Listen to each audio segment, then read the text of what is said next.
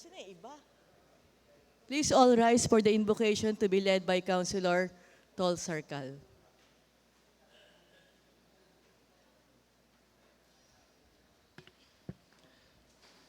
Let us all remember that we are in the holy presence of the Lord. In the name of the Father, the Son, and the Holy Spirit. Amen. Lord, as we gather here today at this session, we may ask that you will be in our midst. Help us to make decisions that will be pleasing to you. Guide us that we may be able to discuss the matters at hand in a reasonable way and to be willing to give up having our own way.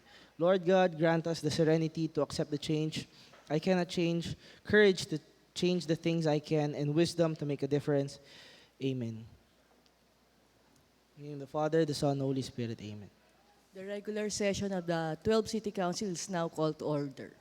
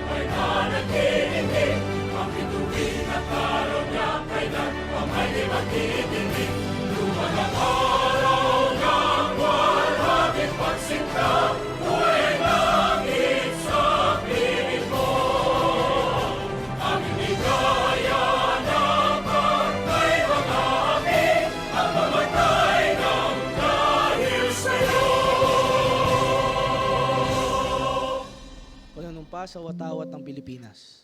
Ako ay Pilipino, buong katapatan nanunumpa sa watawat ng Pilipinas.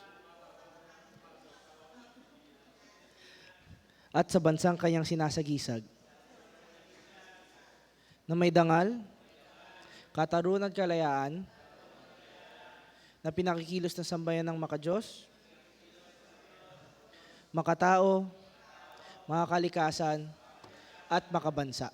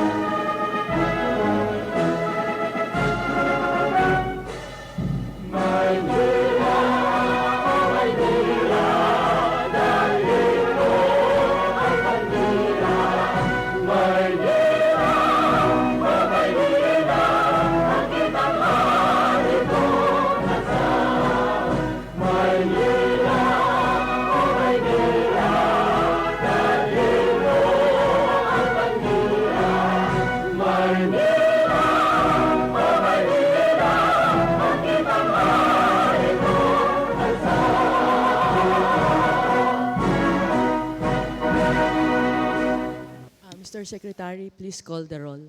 Under First District, Honorable Irma Alfonso Huson, Honorable Nino de la Cruz, Honorable Jesus Fajardo Jr., Honorable Martin Isidro Jr., Honorable Moises Lim, Honorable Eric Ian Nieva.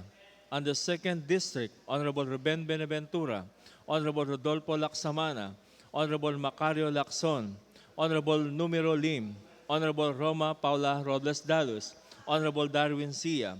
Under 3rd District, Honorable Terence Alibarbar, Honorable Arlene Maliachenza, Honorable Pamela Pogoso Pascual, Honorable Ernesto Isip Jr., Honorable Johanna Maureen Nieto Rodriguez, Honorable Timothy Oliver Sarcal. Under 4th District, Honorable Cristel Maribacani, Honorable Don Juan DJ Bagat Singh, Honorable Luisito Chua, Honorable Luisa Marile de Quintostan, Honorable Science Reyes, Honorable Joel J.T.B. Villanueva. Under 5th District, Honorable Laris Borromeo, Honorable Roberto Espiritu II, Honorable J.B. Hizon, Honorable Ricardo Boy Isip Jr., Honorable Chari Ortega, Honorable Raimundo Yopanco. Under 6th District, Honorable Benny Pagabante III, Honorable Carlos Castañeda, Honorable Salvador Philip Lacuna, Honorable Elmer Par, Honorable Luis Uy, Honorable Luciano Veloso. Ex-officio members, Honorable Leilani Marie Lacuna, and Honorable Juliana Ray Ibay. Your Honor, as of 9:13 in the morning, we have only 17 councilors present on this 108th regular session. With only 17 councilors present, we don't have a quorum. Recess is declared by the chair.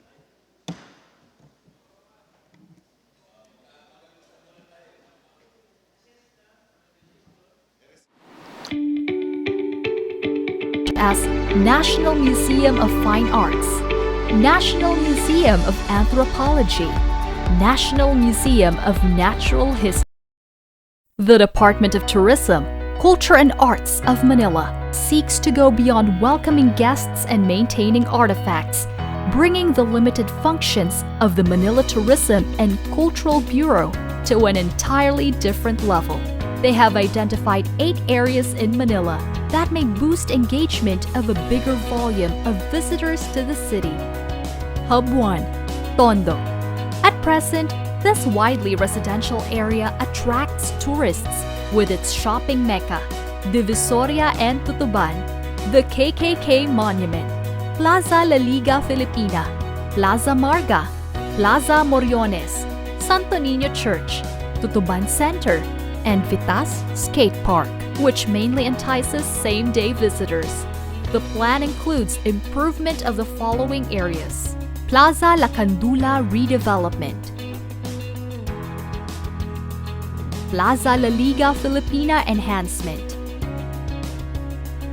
Ugbo Food Strip, and Perfecto Endaya Food Strip. Hub 2, Binondo Escolta. A trip to this part of Manila would always involve a gastronomical experience mixed with cultural sightseeing. Today, 168 Mall, Antonio Luna House, Binondo Church, Burke Building, Chinatown, Lucky Chinatown, Escolta Street, and Plaza Lorenzo Ruiz are their main crowd drawers. DT-CAM and BioDev propose to redevelop Escolta and Muelle del Banco Nacional.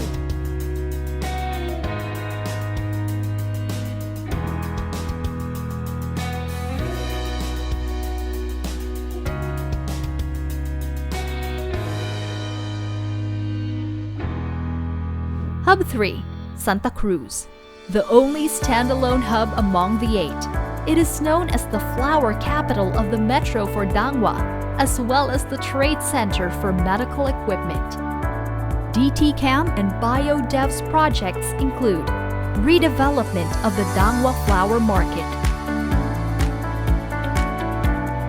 enhancement of Plaza Santa Cruz and Plaza Lacson,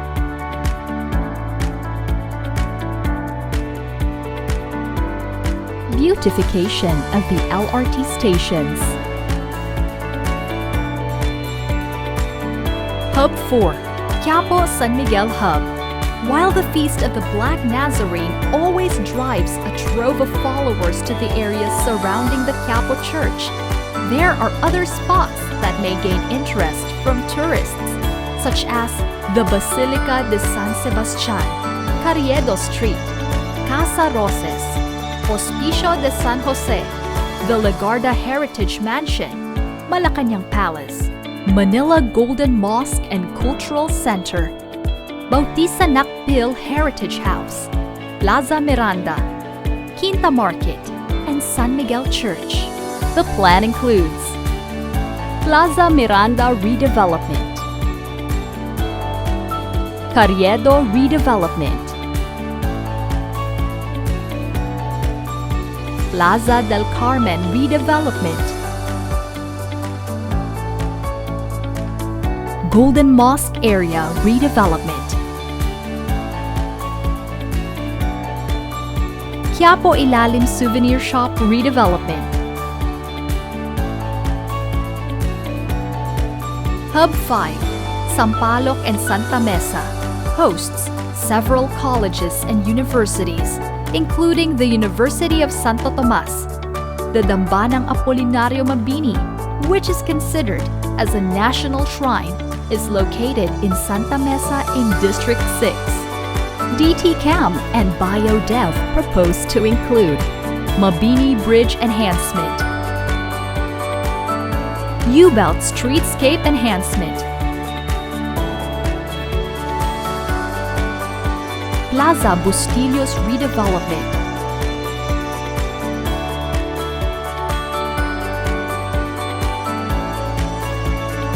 LRT2 Stations Beautification, Hub 6, Intramuros and Port Area. The major attractions in Intramuros Port Area include the Ayuntamiento, Bahay Chinoy, Barbara's Heritage Restaurant, Bayleaf Intramuros, Casa Manila, Club Intramuros Golf Course, Colegio de Santa Rosa, Colegio de San Juan de Letran, Fort Santiago, Ilustrado Restaurant, Manila Cathedral, Lyceum of the Philippines University, Manila North and South Harbors, Mapua University, Pamantasan ng Lungsod ng Maynila, Plaza de Mexico, Intramuros Puerta Real Gardens, and Rizal Bagumbayan Lights and Sound Museum, San Agustin Church and Museum, Silahis Arts Center, and Walls of Intramuros. Proposed enhancement would be Intramuros Esplanade, Muelle del Rio Redevelopment,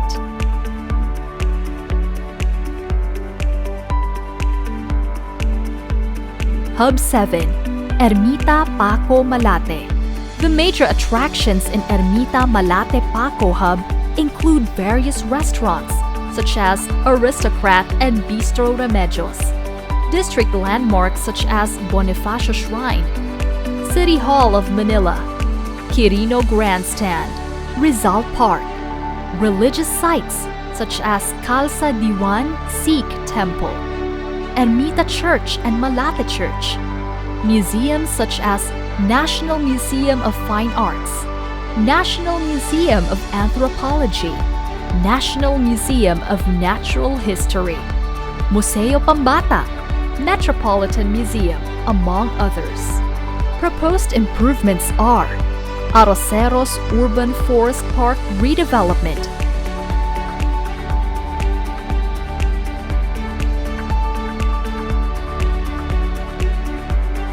Freedom Park Redevelopment,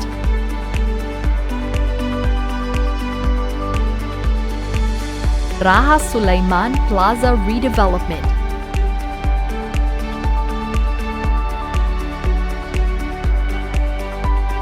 Plaza Remedios Redevelopment,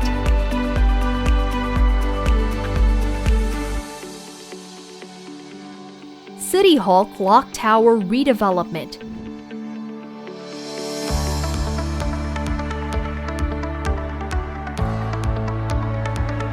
Hub 8, Pandacan and Santa Ana. Pandacan and Santa Ana are both located in District 6. Santa Ana is known for its heritage district, which is composed of numerous historic ancestral houses, the Santa Ana Church, and its Camarin de la Virgen, where the patroness of Santa Ana is enshrined. The City Council of Manila passed an ordinance classifying the architectural district as a histo-cultural heritage or overlay zone. The former Pandacan Oil Depot will soon be redeveloped into a transport and food hub. The plan includes Plaza Calderon redevelopment,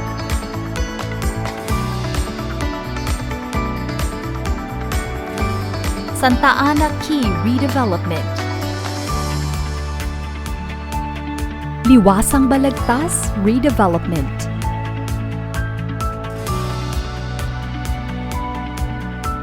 Lambingan Bridge Enhancement.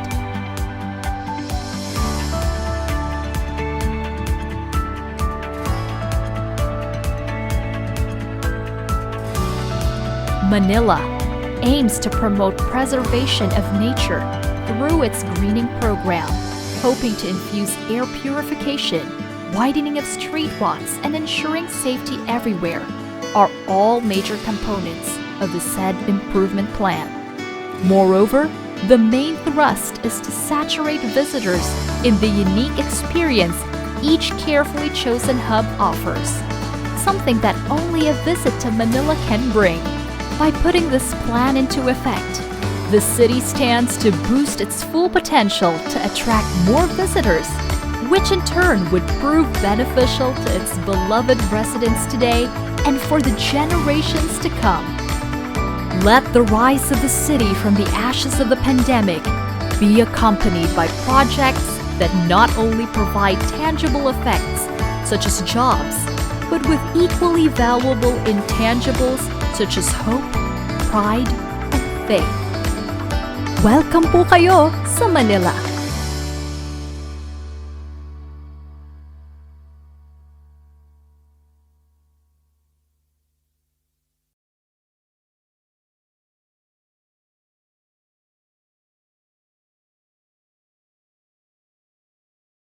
The Department of Tourism, Culture and Arts of Manila seeks to go beyond welcoming guests and maintaining artifacts, bringing the limited functions of the Manila Tourism and Cultural Bureau to an entirely different level. They have identified 8 areas in Manila that may boost engagement of a bigger volume of visitors to the city. Hub 1, Tondo. At present, this widely residential area attracts tourists with its shopping mecca, Divisoria and Tutuban, the KKK Monument, Plaza La Liga Filipina, Plaza Marga, Plaza Moriones, Santo Niño Church, Tutuban Center, and Vitas Skate Park, which mainly entices same-day visitors. The plan includes improvement of the following areas: Plaza La Candula Redevelopment, Plaza La Liga Filipina Enhancement, Ugbo Food Strip, and Perfecto Endaya Food Strip. Hub 2, Binondo Escolta. A trip to this part of Manila would always involve a gastronomical experience mixed with cultural sightseeing. Today, 168 Mall, Antonio Luna House, Binondo Church, Burke Building, Chinatown, Lucky Chinatown, Escolta Street, and Plaza Lorenzo Ruiz are their main crowd drawers. DT Cam and BioDev propose to redevelop Escolta and Muelle del Banco Nacional.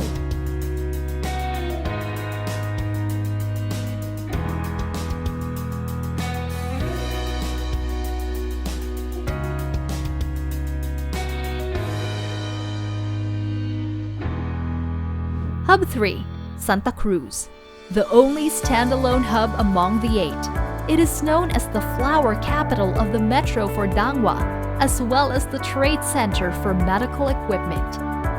DT Cam and BioDev's projects include redevelopment of the Dangwa Flower Market,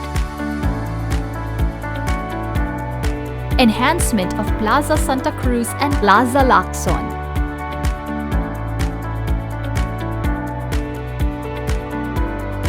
beautification of the LRT stations. Hub 4, Quiapo San Miguel Hub. While the Feast of the Black Nazarene always drives a trove of followers to the areas surrounding the Quiapo Church, there are other spots that may gain interest from tourists, such as the Basilica de San Sebastian, Carriedo Street, Casa Roses, Hospicio de San Jose, the Legarda Heritage Mansion, Malacanang Palace, Manila Golden Mosque and Cultural Center, Bautista Nakpil Heritage House, Plaza Miranda, Quinta Market, and San Miguel Church. The plan includes Plaza Miranda redevelopment, Carriedo redevelopment,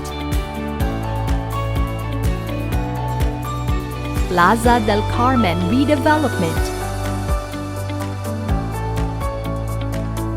Golden Mosque area redevelopment, Quiapo Ilalim Souvenir Shop redevelopment, Hub 5, Sampaloc and Santa Mesa, hosts several colleges and universities, including the University of Santo Tomas, the Dambanang Apolinario Mabini, which is considered as a national shrine, is located in Santa Mesa in District 6. DT Cam and BioDev proposed to include Mabini Bridge Enhancement, U-Belt Streetscape Enhancement, Plaza Bustillos Redevelopment,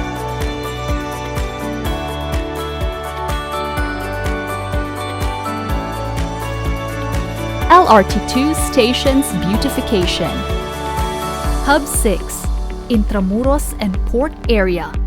The major attractions in Intramuros Port Area include the Ayuntamiento, Bahay Chinoy, Barbara's Heritage Restaurant, Bayleaf Intramuros, Casa Manila, Club Intramuros Golf Course, Colegio de Santa Rosa, Colegio de San Juan de Letran, Fort Santiago, Ilustrado Restaurant, Manila Cathedral, Lyceum of the Philippines University, Manila North and South Harbors, Mapua University, Pamantasan ng Lungsod ng Maynila, Plaza de Mexico, Intramuros Puerta Real Gardens, and Rizal Bagumbayan Lights and Sound Museum, San Agustin Church and Museum, Silahis Arts Center, and Walls of Intramuros. Proposed enhancement would be Intramuros Esplanade, Muelle del Rio redevelopment,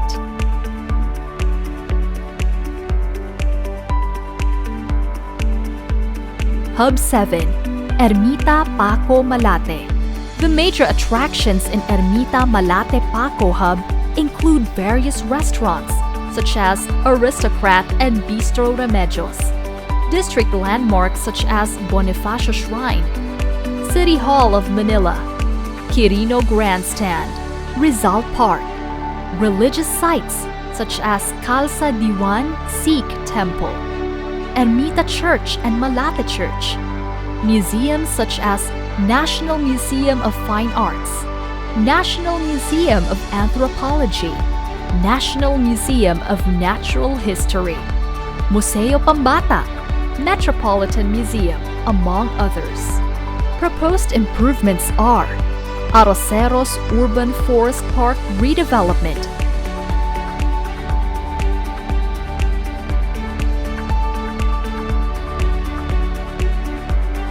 Freedom Park redevelopment,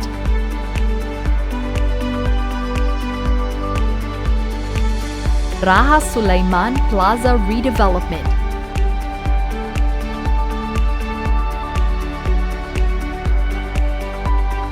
Plaza Remedios redevelopment,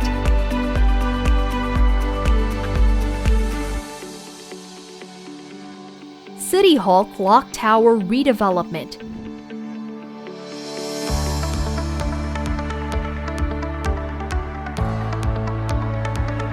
Hub 8, Pandacan and Santa Ana. Pandacan and Santa Ana are both located in District 6. Santa Ana is known for its heritage district, which is composed of numerous historic ancestral houses, the Santa Ana Church, and its Camarin de la Virgen, where the patroness of Santa Ana is enshrined. The City Council of Manila passed an ordinance classifying the architectural district as a histo-cultural heritage or overlay zone. The former Pandacan Oil Depot will soon be redeveloped into a transport and food hub. The plan includes Plaza Calderon redevelopment,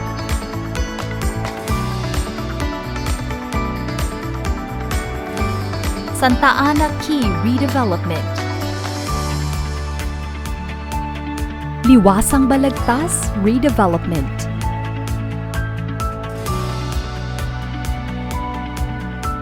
Lambingan Bridge enhancement,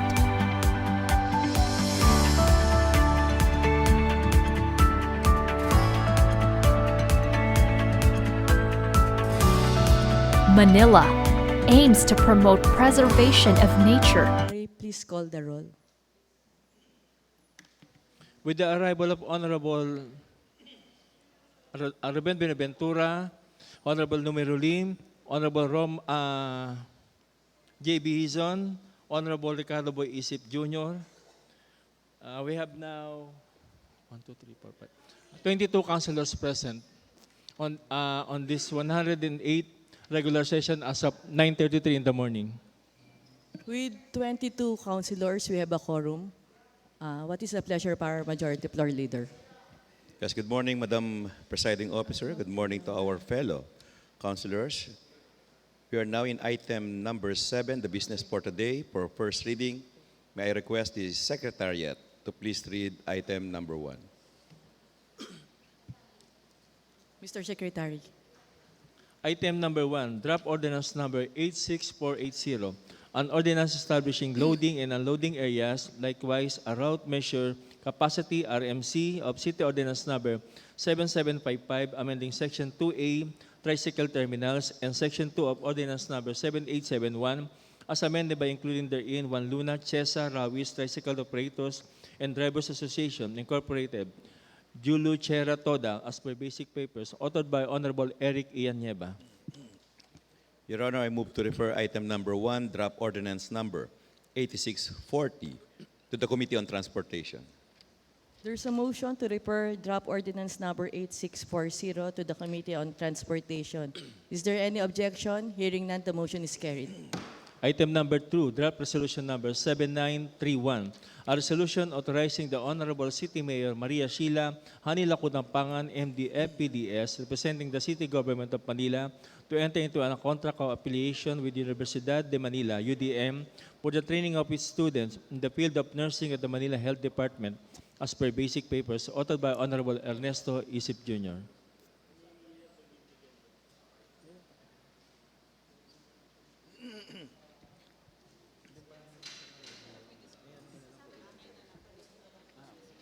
Para mabasa natin.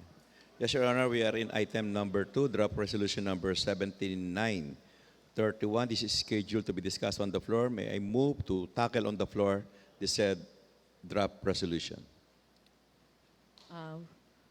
Draft ordinance number 7931 will be tackled on the floor. Item number 2. Is there any objection? Hearing none, the motion is carried. Yes, Your Honor. The subject draft resolution authorizing the Honorable City Mayor Maria Sheila Hani Lacunampangan, MD, FPDS, representing the City Government of Manila, to enter into a contract of affiliation with the Universidad de Manila, UDM, for the training of its students in the field of nursing at the Manila Health Department. Your Honor, a contract of affiliation shall be executed between the City Government of Manila and Universidad de Manila for the training of its students in the field of nursing, as well as provision of necessary learning experience and exposure at the Manila Health Department. The duration of the affiliation shall be for a period of 1 year, commencing September 1, 2023 to August 1, 2024. The MHD of Manila Health Department allows the students to be trained in the field of nursing free of charge. With that, Your Honor, I move to dispense with the period of discussion, debate, and amendments. There's a motion to dispense with the period of discussion, debate, and amendment. Is there any objection? Hearing none, the motion is carried. Your Honor, I move to approve draft resolution number 7931, a resolution authorizing the Honorable City Mayor Maria Sheila Hani H. Lacunampangan, MD, FPDS, representing the City Government of Manila, to enter into a contract of affiliation with the Universidad de Manila, UDM, for the training of its students in the field of nursing at the Manila Health Department as per basic papers. There's a motion to approve draft ordinance number 7931, a resolution authorizing the Honorable City Mayor Maria Sheila Hani H. Lacuna Pangan, MD, FPDS, representing the City Government of Manila to enter into a contract of affiliation with Universidad de Manila for the training of its students in the field of nursing at the Manila Health Department as per basic papers. Is there any objection? Hearing none, the motion is carried. Item number 3, draft resolution number 7932, a resolution authorizing the Honorable City Mayor Maria Sheila Hani Lacuna Pangan, MD, FPDS, representing the City Government of Manila to enter into a contract affiliation with PHINMA St. Jude College for the training of its students in the field of nursing at the Manila Health Department as per basic papers, authored by Honorable Ernesto Isip Jr. Your Honor, item number 3 is similar to that of item number 2, and it is scheduled to be discussed on the floor. Your Honor, may I move to tackle on the floor the said draft resolution? There's a motion to tackle item number 3 on the floor. Is there any objection? Hearing none, the motion is carried. Yes, Your Honor, draft resolution number 7932 pertains to the authorization of the Honorable City Mayor Maria Sheila Hani Lacuna Pangan, MD, FPDS, representing the City Government of Manila to enter into a contract of affiliation with the PHINMA St. Jude College for the training of its students in the field of nursing at the Manila Health Department. A contract of affiliation will be executed between the City Government of Manila and PINMA St. Jude College for the training of its students in the field of nursing, as well as provision of necessary learning experience and exposure at the Manila Health Department. The duration of the affiliation shall be for a period of 1 year, commencing January 1, 2024 to December 31, 2024. The affiliation fee shall be in the amount of 200 pesos per local student affiliate and 250 pesos per international student affiliate per rotation, and shall be payable directly to the City Treasurer's Office of Manila as general fund.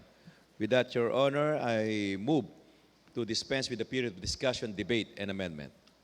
There's a motion to dispense with the period of discussion, debate, and amendment. Is there any objection? Hearing none, the motion is carried. For the final act, Your Honor, I move to approve draft resolution number 7932.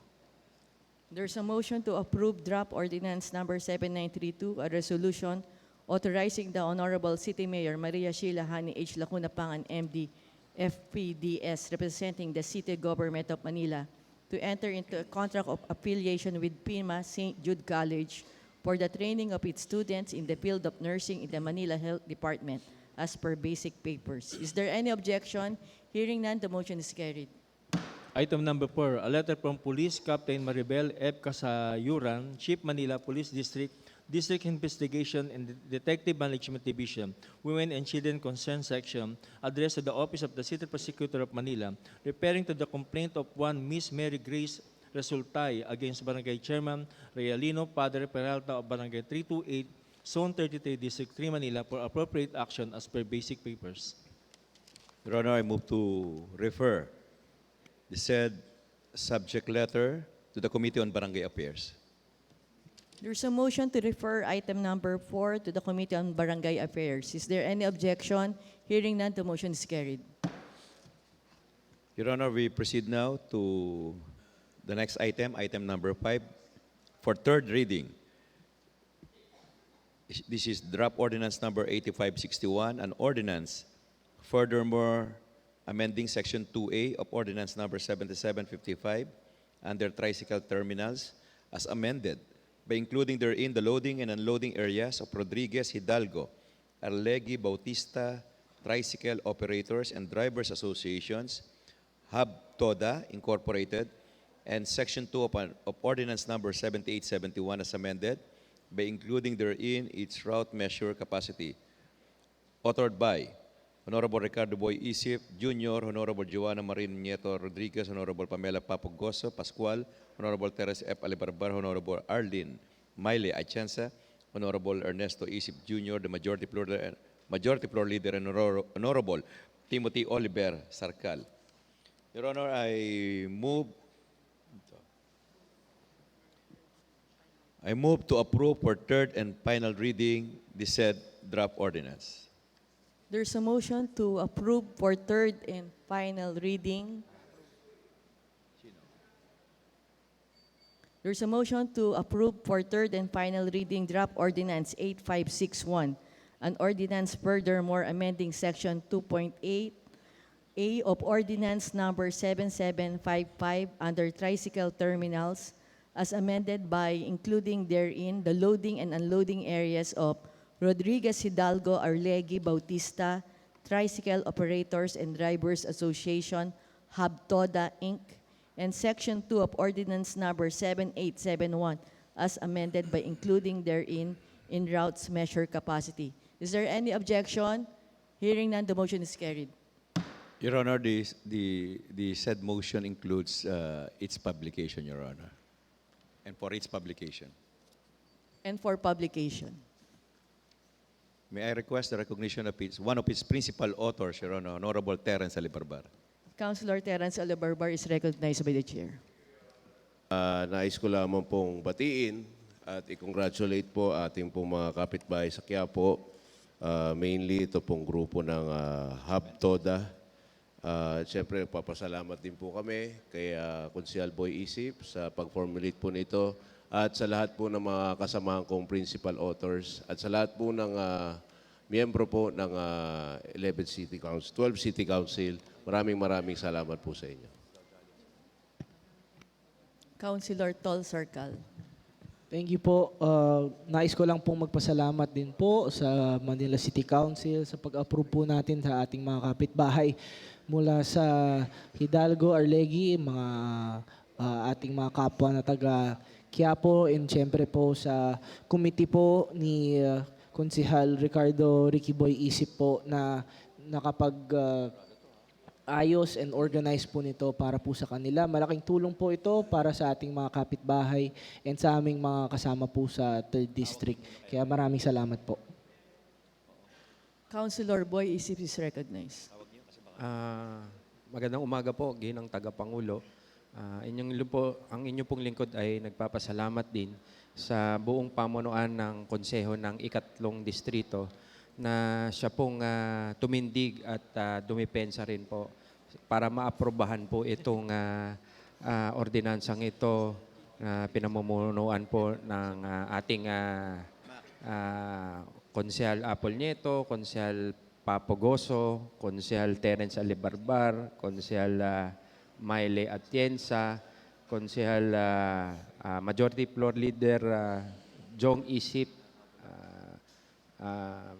Tol Sarcal, yan. Sila po yung talagang pumupukpok po at para maaprubahan tong ordinansa to. Nagpapasalamat din po ako sa Committee ng Transportation na sinala at pinag-aralan mabuti sa pangunguna ni Konsehal Kuya Bong Pajardo. At salamat din po sa 12 City Council. Ngayon ay aprobado na at meron na hong tinitindigan o sinasandigang ordinansa ang pila po ng Habtoda. Maraming salamat. Mr. Majority Floor Leader. Thank you, Your Honor. We do not have any item in the regular agenda. I move to suspend the rules, Your Honor. There's a motion to suspend the rules. Is there any objection? Hearing none, the motion is carried.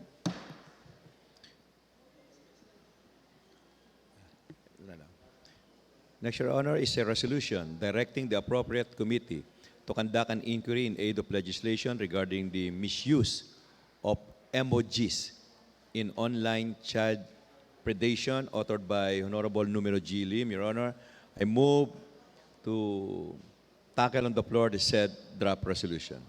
There's a motion to tackle on the floor the said resolution. Is there any objection? Hearing none, the motion is carried.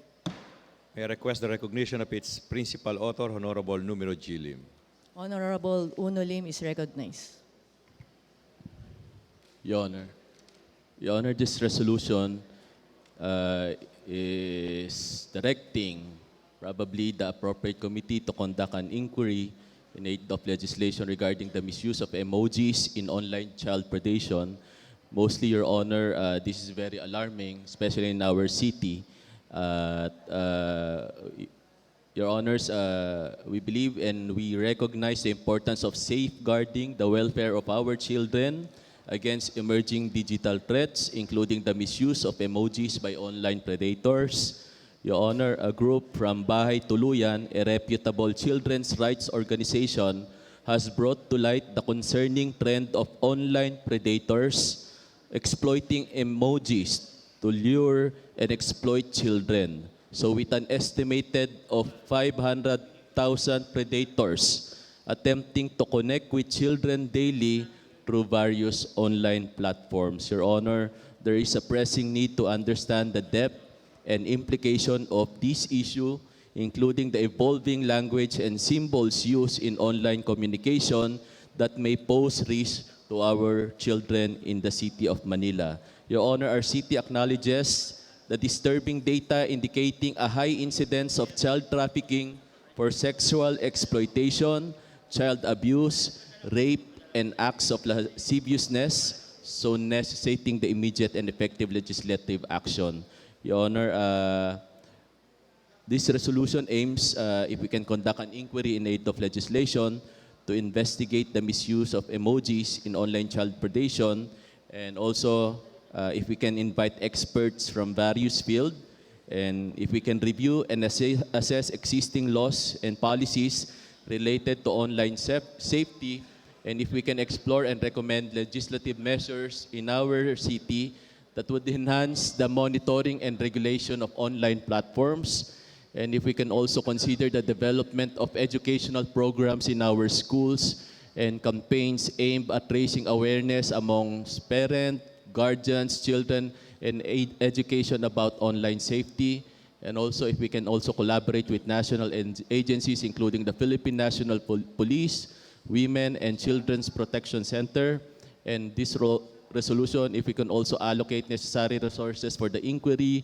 ensuring a comprehensive and thorough investigation that will inform subsequent legislative action and policies aimed at protecting children in the digital age. Your Honor, usually kasi sa mga social media platform ngayon, yung isa, di natin alam na minor lang ho yung mga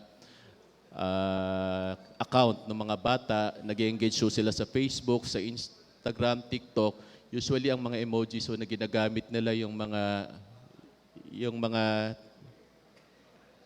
pag-orange o peach. May kahulugan yon. So pag peach is parang female genitalia. Pag yung eggplant, parang male genitalia. So this is the starting point para ma-engage yung mga bata na mga inaalala natin, yung mga 10 years, mga 8 years pataas, may mga Facebook na yan. So kaya medyo tumataas yung incidents ng mga abuse and harassment. So iiwasan ho natin sana ito at sana mabigyan ho ng information, awareness and campaign dissemination yung ating mga schools, yung mga estudyante ho natin na ito hong mga ganitong klase, yung mga online predators ay nagkalat ho yan. So ito ho, sana i-refer ho natin sa appropriate committee ang nasabing resolusyon. Maraming salamat po. Yes, Your Honor, with that, I move to open the period of discussion and debate. There's a motion to open the period of discussion and debate. Is there any objection? Hearing that, the motion is carried. Yes, Your Honor, just would like to begin the interpellation, Your Honor, of the principal author. Ako po'y natutuwa sapagkat talagang nakatutok ang ating kasamahan sa mga ganitong bagay na it concerns the welfare of our citizens, particularly in the city of Manila. But Your Honor, ako'y may agam-agam muli. No? Idol ko po kasi si Aga, kaya si Agam-agam. Tayo po'y magpapasa ng isang resolusyon, isang kapasyahan, kung saan we will direct the appropriate committee to conduct an inquiry in aid of legislation regarding the misuse of emojis in online child predation. As far as I'm concerned, Your Honor, every resolution or ordinance that we pass, it partakes or it only involves the citizens of Manila, yung mga batang Maynila. At kung meron mang effect ang isang pinapasa natin, it will only affect yung mga residente ng ating lungsod. Ang akin lang pong katanungan, meron po ba tayong data or tinutumbok na sangay ng ating lipunan, particularly in the city of Manila, na naapektuhan nitong misuse of emojis in online child predation? Secondly, paano po natin malalaman kung ang ating tatalakayin pagdating dito ay will only concerns the residents of the city of Manila? Your Honor. Councilor Unolim. Thank you, Your Honor. Your Honor, during the committee hearings I've attended, pag committee hearings so ng social welfare, women's protection, usually the chairman of the Committee on Children's Protection usually invited the PNP, Manila Police District, and doon po sa data, tinanong po namin kung ano ho yung mga data ng mga children na naabuso. Kasi the City of Manila is planning to put up a Children's Protection Center. So I think na ordinance was passed already. At ito ho, yung kaya nga ho, nagtayo tayo ng isang center for the abuse of children, isa ho to sa mga problema na kinakaharap ho ng ating lungsod sa ngayon. Dahil meron hong data ang Manila Police District na marami hong na-abuse ng mga kabataan, particular na ho yung mga doon sa pamilya mismo nila, nagsisimula yung abuso at minsan yung mga minor de edad, nakukuha ho nila sa social media accounts, yung mga nakikipagtagpo sila doon sa anong yon. At ito po'y tingin ko naman yung ito'y mostly ang concern naman ho natin sa mga kabataan ho ng lungsod ng Maynila. Pero kung ito po ay yung ating investigasyon ay lalawak, tingin ko since sa Manila natin sisimulan to, ay tingin ko yung ibang city naman susundan na rin ho yung investigasyon na gagawin natin. Pero mostly ho yung sa data na tinatanong po ng ating kasama, may mga binigay ho sa ating data na mostly ho ang reported ho mga 100 children ang na-abuse ho every day. Yung iba ho, teenager mostly, nandun ho sa mga eskwelahan. So ang target po ng resolusyon na to ay mabigyan ho ng kaukulang kaalaman pa ang ating mga public schools sa buong Kamaynilaan, na mabigyan ho sila ng tamang information dissemination campaign pag may mga ganitong mga nakikita sila nagme-message, may mga random message ho sa mga Facebook ho nila o sa mga social media accounts ho nila, wag na nila hong papansinin yon kung ano man ho ang... So ito, tingin ko, information dissemination campaign sa mga public schools po natin sa lungsod ng Maynila. Ito po ay tingin ko kailangan na ho natin gawin din ito sa lalong madaling panahon. Yun lamang, Your Honor.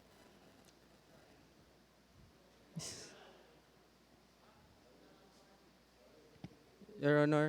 Councilor Opo. Boy Yung sa akin DC. naman po, sumusuporta rin naman po ako dito sa measure. Nais ko lang hong magkaroon ng paglilinaw kasi ho nabanggit ng ating punong may akda na ito'y i-refer sa appropriate committee. Ibig sabihin po ba natin after natin ma-approve ay i-refer pa rin po ito sa mga committees or i-refer muna sa committees bago nating aprobahan? Yun lang po, pagbigay linaw lang po. Councilor Unolim.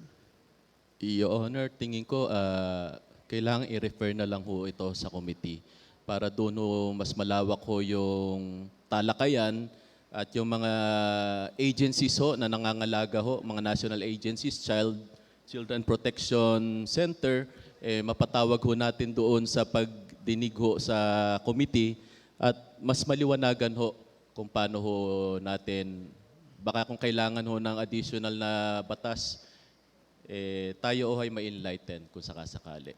Yun ang tagapangulo. Councilor Boy Opo. Isip. Kung sa gayon po, kung ako'y tama sa aking pagkakaintindi, dapat pa ho ba nating pag-usapan pa yung resolution ngayon or pagdebatehan kung ito naman po ay i-refer muna po sa committee at na magiging formal po yung mga pag-uusapan at yung mga tatalakayin. Yun lamang po, Your Honor. Councilor Uno. Your Honor, siguro mas maganda hong talakayin tong resolusyon na to para at least as a city council as a whole, kung may mag-o-object man, kung dapat nung i-refer ang resolution na to, at least malaman ho ng bawat isang konsehal kung dapat nga ho, at least dito ay ating mapag-usapan kung karapat dapat ho ba siyang i-refer. Tingin ko naman dapat din hong talakayin. So ito pong pagtatalakay po ngayon na period of discussion and debate, at least malaman po natin na ito po isang seryosong bagay at isang seryosong resolusyon. Councilor Roma Robles is recognized. Thank you. Magandang buhay, Presiding Officer. Ako po ang Chairman Committee po sa Children. So last year po, nagpasa na ako ng ordinance natin, an ordinance providing for comprehensive welfare for the children of the City of Manila and other purposes. Nakalagay din po dito yung sa child abuse. Actually po, nagplano po kami nga talaga na yung mga nabiktima po ng child abuse ay magkaroon po ng isang place lang po, kagaya like sa, kunwari, Hospital ng Maynila, na nandun na po lahat yung kakailanganin ng bata na nagkaroon ng problema, na naabuso. At pinlano din po namin, parang one-stop shop po siya. Kaso po, kulang po ang budget ng Manila. Alam din niya ni Councilor Uno Lim na nilapit namin yan. And then, regarding naman sa information dissemination, napag-usapan din po namin yan ng MDSWD at ng barangay. Kasi po, kailangan po bumaba tayo yung MDSWD sa barangay para po ma-inform ang barangay, mag-conduct ng meeting, bawat barangay chairman po na ma-inform kung paano po malalabanan o malilesen at ma-i-inform ang mga magulang ng mga batang Maynila po para maiwasan po yung child abuse. If you want po, pwede naman natin itong pag-usapan sa komite ng para magawa ng paraan kung paano talaga natin masusolusyonan niya ang tumataas ng rate na child abuse. May data po kami, last year nag-gather kami ng data. Totoo yung sinabi ni Councilor Uno Lim dahil nandun din po siya sa aming committee hearing. Talagang marami po tayong kaso ng child abuse lalo na nung nag-pandemya po.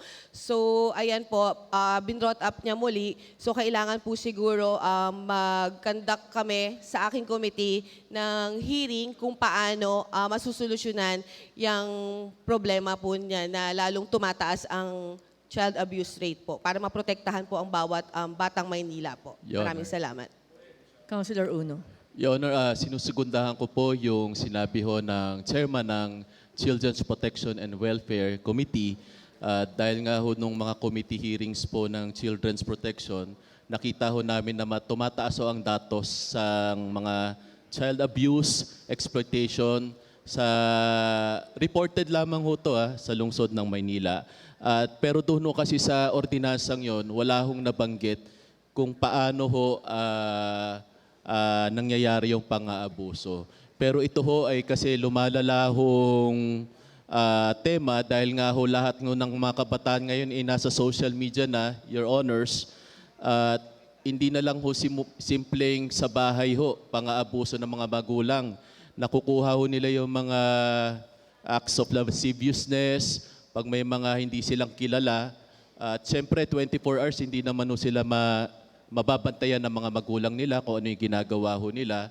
So, minsan yung mga bata na i-engage ho doon sa kung ano hong mga social media at mga games.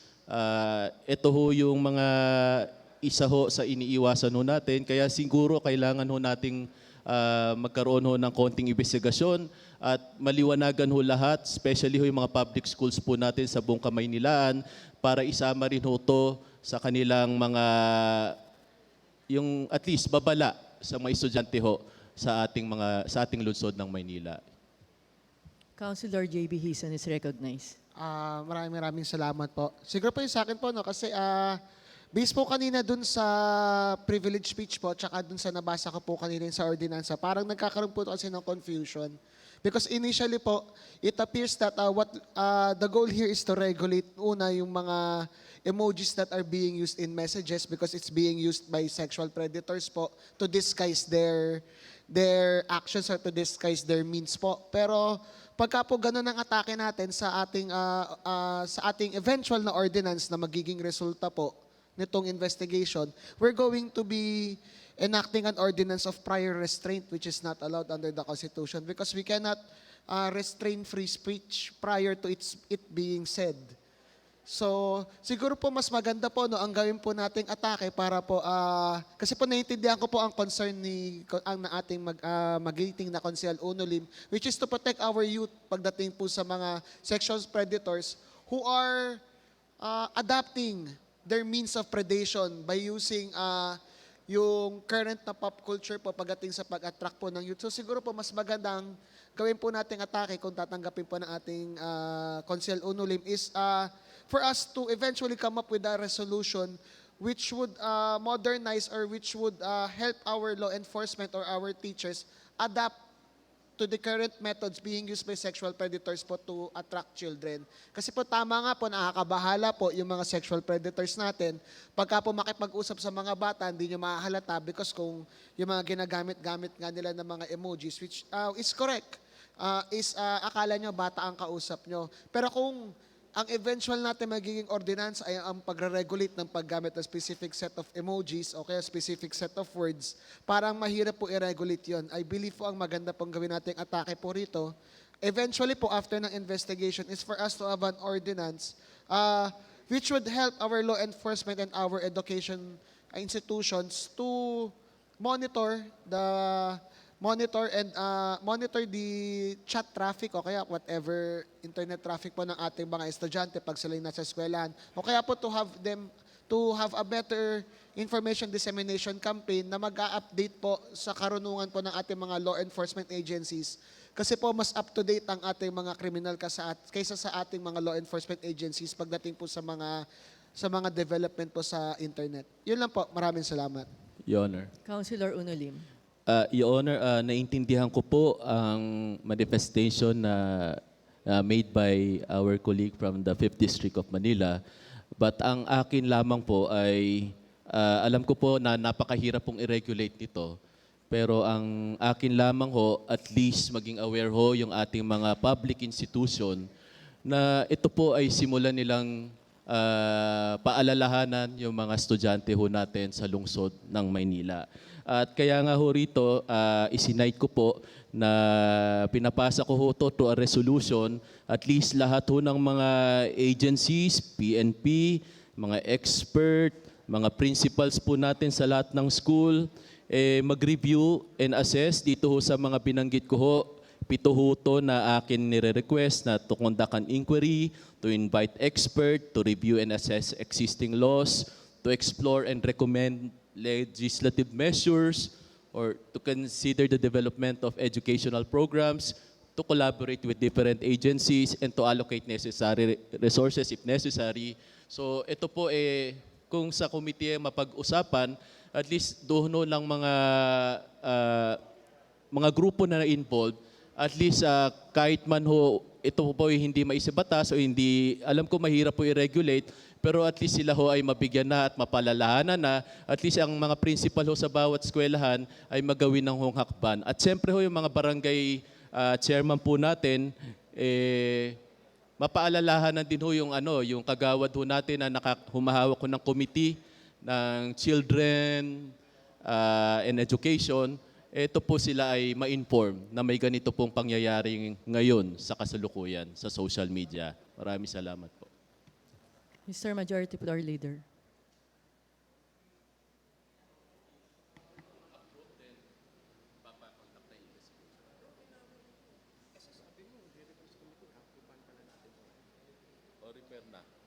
Hindi, kaya natin marirepair. Walang specific eh.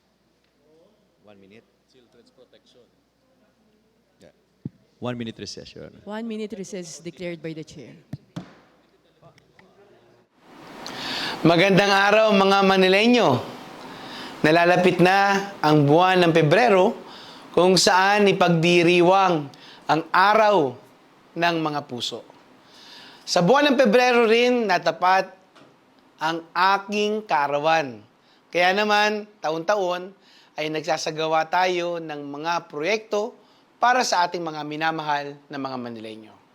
Isa na po dito ang Lingkod Manileño Kasalang Bayan 2024, kung saan atin isasakatuparan ang hiling ng mga magkasintahan na nais mag-isang dibdib o magpakasal. Nagsisimula na po ang ating tanggapan na tumanggap ng mga aplikasyon sa mga magkasintahan na interesado at nais magpakasal. Narito naman po ang mga kailangan upang maging parte sa libreng programang ito. Para sa mga edad 18 hanggang 24 na taong gulang, marriage license, local civil registry, certificate of no marriage ng magpapakasal, Senomar, PSA copy. Birth certificate ng magpapakasal, PSA copy, valid government issued ID, photocopy.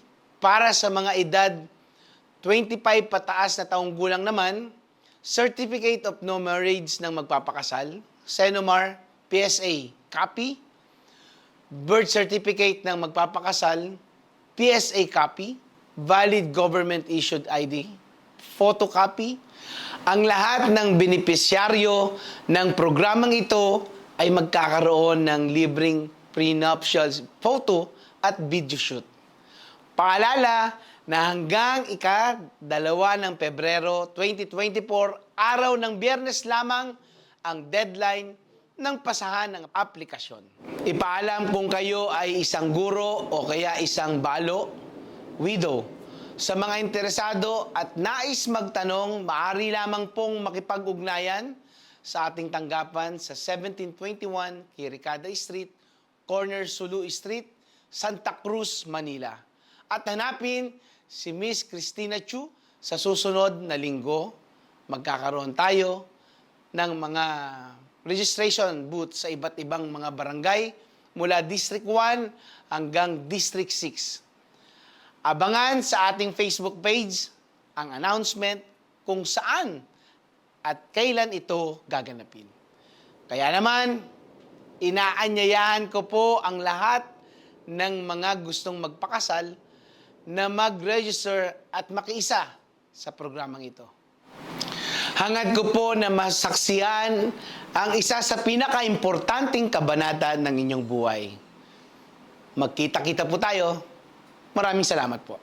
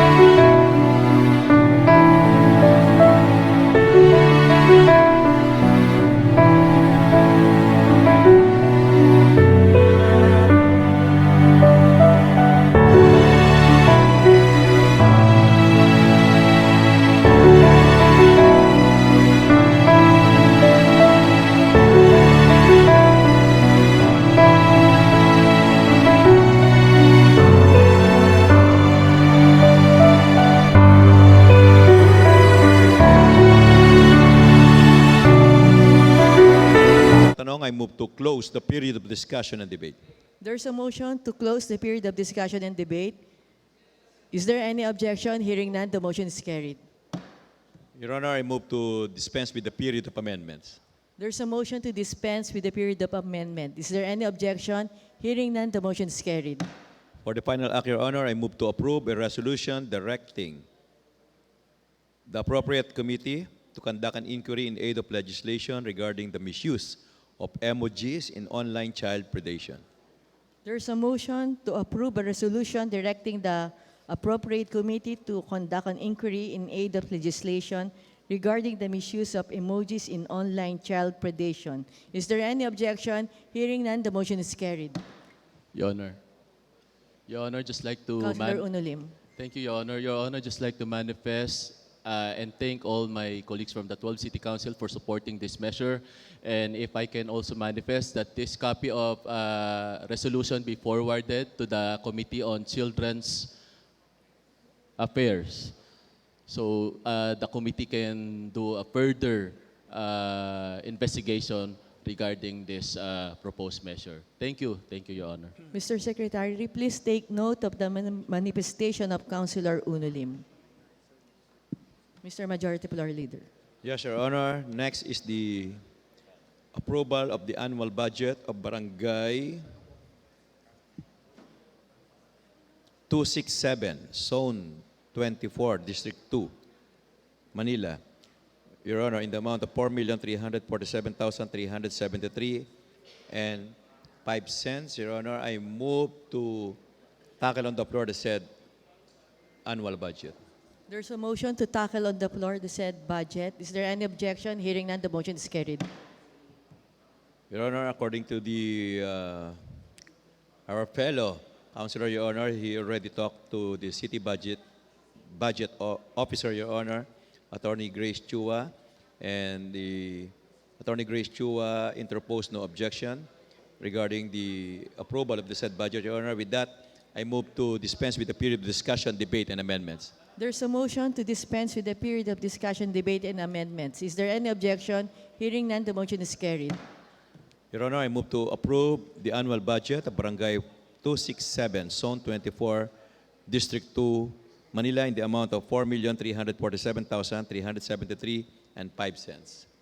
There's a motion to approve the annual barangay budget of Barangay 267, Zone 24, District 2, with a total appropriation of 4,347,373 and 05.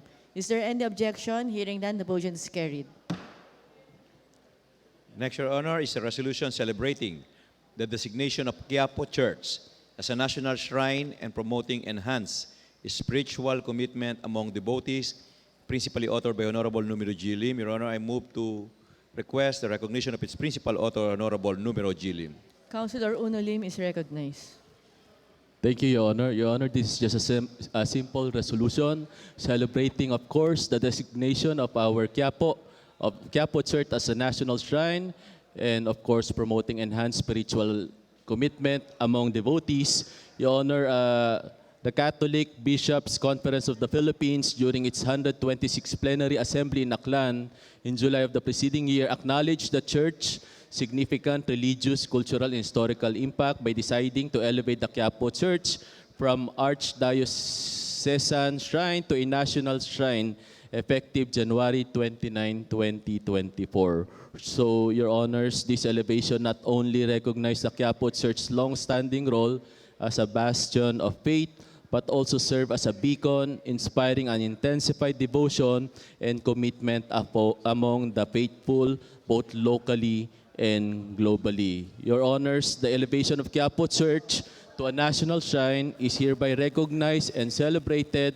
acknowledging its profound impact on the religious and cultural fabric of the nation. Your Honor, I'm calling for my colleagues to please support this resolution in congratulating and celebrating the designation of Quiapo Church as a national shrine and, of course, promoting enhanced spiritual commitment among devotees. Maraming salamat po.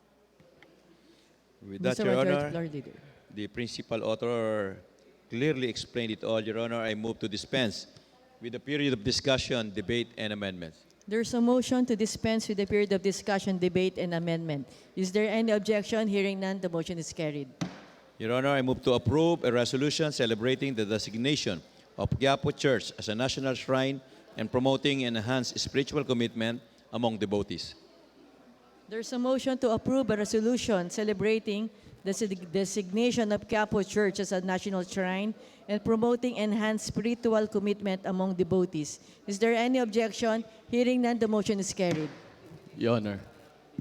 Mr. Councilor Unolim. Your Honor, just like to manifest that all councilors of 3rd District be co-principal author of this resolution, and of course, all the councilors at this time be co-principal author of this resolution as well.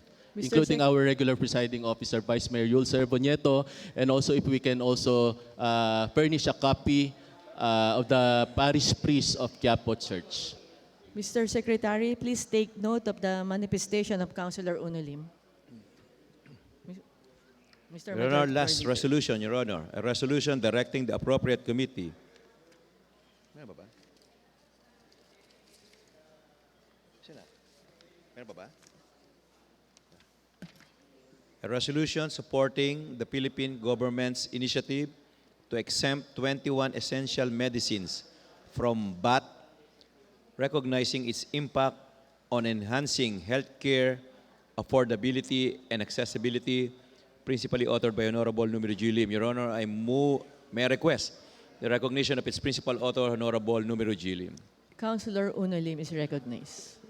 Your Honor, ito po ay isang malaking balita, good news po para sa lahat ho ng atin hong mga taga-Manileño dahil as per Revenue Memorandum Circular Number 17-2024, the BIR or the Philippine government has exempted VAT on medicines for cancer, diabetes, hypertension, kidney disease, mental illness, and tuberculosis following the guidelines of the Food and Drug Administration of the Department of Health regarding changes to VAT-exempt products under RA 10963 Train Law and RA 11545 Create Act. Your Honor, ito hong mga sakit na to na yung mga gamot patungkol sa tuberculosis, mental illness, kidney disease, hypertension, cancer, diabetes, lahat ho, pagbibili ho tayo sa mga drugstore, lahat to ng VAT wala na hong sisingilin. Kaya ito po ay sana, ito po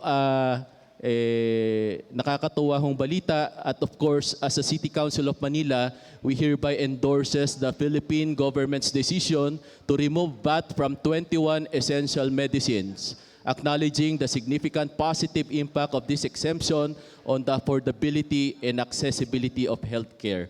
Your Honors, this resolution serves as a recognition of the importance of making healthcare more accessible to all citizens of Manila through such fiscal measures. And also, we encourages ongoing efforts and initiatives that aim to further improve the affordability and accessibility of healthcare services. And we also shall be disseminated, if we can also furnish a copy of this resolution, the appropriate national health and taxation authorities for their consideration and further action. Your Honor, ito po'y napakalaking balita, magandang balita para ho, of course, sa mga mahihirap ho nating kababayan dito sa lungsod ng Maynila. Lalong-lalo na ho yung mga nakakaranas ho ng mga ganitong klase ng sakit. Sana ho suportahan ho ng ating mga kasama ang nasabing resolution na to. Maraming salamat po.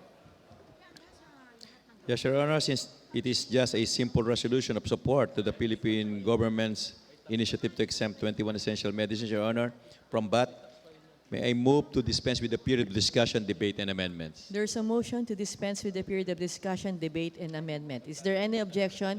Hearing none, the motion is carried. Your Honor, I move to approve a resolution supporting the Philippine government's initiative to exempt 21 essential medicines from VAT, recognizing its impact on enhancing healthcare affordability and accessibility. There's a motion to approve a resolution supporting the Philippine government's initiative to exempt 21 essential medicines from VAT, recognizing its impact on enhancing healthcare affordability and accessibility. Is there any objection? Hearing none, the motion is carried. Councilor Unolim. Your Honor. Your Honor, just like to manifest that all councilors present at this time be co-principal author of this resolution, and also if we can also furnish a copy of this resolution to the Secretary of the Department of Health, Secretary Herbosa. Maraming salamat po. Mr. Secretary, please take note of the manifestation of Councilor Unolim. Your Honor, there being no other items to be discussed, Your Honor, I move to lift the suspension of the rules. There's a motion to lift the suspension of rules. Is there any objection? Hearing none, the motion is carried. Your Honor, I move to adjourn. Session adjourned.